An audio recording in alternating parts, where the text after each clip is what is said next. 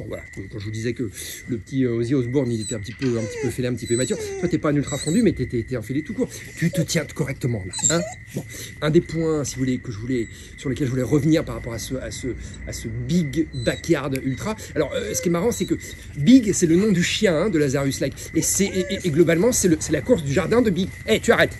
Globalement, c'est la course du jardin du chien Big. C'est son nom, Big. Donc c'est la course du jardin du chien. Hein. Bon, c'est comme ça. On ne sait pas combien de tours le chien y fait. Enfin bon, pourquoi pas. Hein. Simplement, quand même, on est quand même dans un truc très extraordinaire. Je pense que c'est pas forcément très sain de s'amuser à essayer de reproduire ce truc et surtout de fantasmer, de penser qu'on est capable de le faire. Je pense que avant d'imaginer qu'on peut participer au Big Backyard Ultra, je pense qu'il faut déjà faire pas mal de courses d'ultra. Et je parle pas de 100 miles ou de 100 km, je parle de courses horaires. Il faut faire des 6 heures, des 12 heures, des 24 heures, des 48 heures et des 6 jours. Pour se rendre compte de la monotonie et de l'impact psychologique de la monotonie. Parce que moi, c'est ce que j'ai vécu à Hawaï à ma toute petite échelle. Et pourtant, j'ai plusieurs 100 miles à mon actif, des 100 km.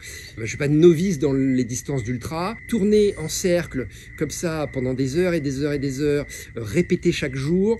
Moi, j'ai tenu 2 jours, si vous voulez. Allez, 3 jours. Parce que le 3e jour, quand même, premier jour, je fais 50 km. 2e jour, je fais 50 km. 3e jour, j'ai pas réussi à faire les 50 km parce que j'en avais plein la casquette et il me manquait 2 miles, 4 miles. Enfin, en gros, il me manquait entre 5 et 7 km. Mais j'ai pas tenu, j'ai craqué, quoi. Hein. Et puis ensuite, bah, c'était la descente aux enfers. Le 4e jour, le 5e jour, le 6e jour, j'ai fait, c'est ridicule, quoi, ce que j'ai fait. J'ai même pas fait un semi par jour parce que j'en pouvais plus, quoi.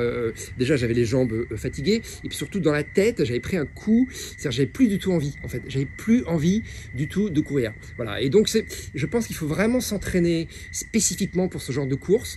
Il faut pas prendre ça à la légère en pensant que voilà, si tu as fait Millau relativement sereinement, c'est pas pour ça que sur une course horaire, un 12 heures, un 24 heures, un 6 jours, tu vas être bon, parce que psychologiquement c'est vraiment un autre truc, un autre état d'esprit, et c'est ce qui rend d'ailleurs la course intéressante. Hein. Mais je pense que voilà, mentalement, c'est une gymnastique et je suis pas certain, enfin si, je suis certain que c'est pas du tout pour le plus grand nombre et que ça serait assez intéressant d'étudier l'état psychologique des gens qui font ça au départ, pendant et puis à l'arrivée, parce que je suis pas certain de l'équilibre de ces gens. Enfin, je veux pas critiquer, hein, mais je pense qu'il y a un truc là qui est quand même, on touche à l'obsessionnel, un truc qu'on retrouve d'ailleurs chez les triathlètes Ironman, hein, les mecs qui pensent qu'à ça, c'est la nutrition, c'est le vélo, c'est la natation, le vélo, la course à pied, les mecs c'est obsessionnel. Du coup, c'est pas sain, je veux dire, c'est pas une vie équilibrée, hein, voilà.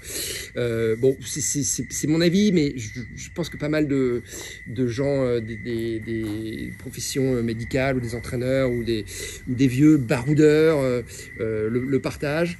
C'est jamais très sain d'être extrémiste comme ça. Hein. Et je prends un exemple, c'est qu'il y a un Japonais, par exemple, qui a raté, je crois qu'il est arrivé quasiment à la fin, hein, et puis il était tellement mal physiquement et puis mentalement qu'il a pas fait une syncope, mais il s'est évanoui sur le parcours. Il a trébuché.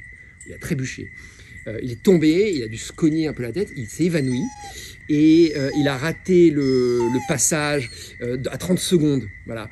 Donc c'est pour dire que là vraiment les mecs ils vont chercher très loin, psychiquement, mentalement. C'est très dur et puis voilà, je suis pas certain que ce soit très simple. C'était juste pour dire ça. Et puis il y avait un autre truc par rapport à ça, c'est que le Big Backyard Ultra, ça s'est reproduit un peu partout dans le monde et chacun veut maintenant faire son Big Backyard Ultra. Et je trouve ça un peu dommage, moi. Voilà. Déjà, je trouve que les gens manquent d'originalité, manquent de créativité. Je veux dire, se lasent. Ça a beau être un des grands Manitou organisateurs américains qui a toujours des idées de derrière les fagots. C'est pas non plus... Enfin, je veux dire, si, c'est créatif, mais je comprends pas. Enfin, j'ai un peu de mal, moi, à accepter que les gens veuillent simplement reproduire le Big Backyard Ultra exactement de la même manière. Hein. Mais c'est un peu comme la reproduction de la Barclay, quoi. J'ai un peu de mal avec ça, voilà. Pourquoi ne pas, à ce moment-là, payer Gary Cantrell, payer Lazarus Lake, pour qu'il vous ponde un concept à vous, tu vois. Tu lui files 50 000 € et tu lui dis, allez, fais-moi un concept, et puis on dépose le concept, et puis il est unique. Mais aller copier son Big Backyard Ultra, je trouve ça un peu dommage, quoi. Voilà. C'est un avis comme ça, mais je trouve que ça manque un peu de panache, tu vois, hein, voilà. Qu'est-ce qu'on a d'autre à dire là-dessus? Bah rien, voilà. Alors oui, bon, cette semaine, c'est vrai que c'était un peu difficile. On était à Hawaï, on a un petit peu on a un petit peu surfé sur la vague, on a profité un peu du beau temps, et puis on était fatigué par cette course et ce reportage qu'on va publier, qu'on va publier en presse écrite dans le magazine VO de Run, hein, de nos amis VO de Run, et puis dont on a parlé sur les réseaux sociaux un petit peu toute la semaine pour ceux qui ont suivi. La prochaine épreuve de ces gars d'Hawaï, l'organisation, ça s'appelle Hawaii Running Project. Là encore, c'est une copie, hein, c'est une copie du Nike Running Project là de Beaverton en Oregon, d'Alberto Salazar, qui s'appelait je sais plus quoi, mais c'était Project à la fin. Et bon, ils s'en cachent pas, mais c'est un peu une copie, voilà. Bon, cela dit, ils sont assez créatifs. Donc j'avais fait un 100 km moi au mois de juillet. Ils refont cette course là au mois de décembre, une semaine après le marathon d'Honolulu. Le marathon d'Honolulu, ça a lieu le 12 décembre, et donc c'est le 19 décembre. Ils refont un 100 km. Et alors là, c'est sur un aller-retour, c'est du départ d'une rue à la fin d'une rue, et tu fais un aller-retour comme ça. Alors je sais pas la rue combien elle fait, mais à mon avis elle fait pas beaucoup. C'est voilà, si elle fait 2 km, c'est le maximum à faire. Et ben si tu fais 100 km, ça va faire 50 fois. Hein, voilà. Donc c'est fun, pas fun. Bon, en tout cas c'est à Honolulu, c'est Hawaii. Hawaii Running Project, allez voir, ils ont un site web, c'est hawaiirunningproject.com, et puis ils ont surtout une page Facebook, et puis un Instagram, voilà. Donc voilà, qu'est-ce qu'on voulait dire aussi? Bah oui, donc du coup on va reprendre hein, cette semaine, là, sur la fin de la semaine, et puis à partir de maintenant, on va publier des tests, on va faire des interviews, des news, patati pataquès, et on va d'ailleurs essayer de choper quelqu'un de chez Garmin, parce que moi j'ai fait les 6 jours avec 2 montres. J'ai fait les 6 jours avec la Phoenix 6, le dernier modèle de la Phoenix 6, et puis enfin le modèle haut de gamme qui est la Phoenix 6, enfin c'est celle-là d'ailleurs, c'est le modèle vous savez solaire, et puis l'enduro, et alors du coup bah, j'ai un peu des questions à leur poser, parce que moi mon enduro elle a tenu 3 jours, alors que normalement c'est un truc, tu déclenches ton GPS, normalement ça te dure des semaines. Bon, moi au bout de 3 jours la montre elle était morte, alors je ne sais pas trop ce que j'ai foutu, et puis et ben celle-là aussi, elle s'est relativement, elle s'est déchargée relativement vite, la batterie de la Phoenix 6. Alors je pense qu'il y a un truc que j'ai pas compris dans les paramétrages de la montre, mais je suis un mec normal comme vous, donc on va essayer d'avoir quelqu'un de chez Garmin pour nous expliquer lors d'un Zoom meeting en direct live, j'allais dire, mais non, dans un Zoom meeting, quoi qu'on pourrait faire un live peut-être, sur voilà comment paramétrer sa montre Garmin pour que la batterie, pour optimiser la batterie si tu veux, hein. Voilà. Allez, c'est tout. Ozzy, je sens qu'il en a ras le bol. Toi t'es bien comme ta copine Kilampai, hein, tu supportes pas trop les plateaux télé, hein. Bon, allez. Moi je bois un coup, et puis toi tu vis ta vie, hein, tu vis ta vie. Bah oui, tu vis ta vie, mais c'est fini l'interview télé là. Ah bah non, ça c'est pas pour toi. Ça c'est bon, c'est des solutions de réhydratation américaines, médicales. Et c'est en vente dans un peu dans tous les supermarchés. C'est assez cher, hein, c'est genre 5$, 4-5$ le truc.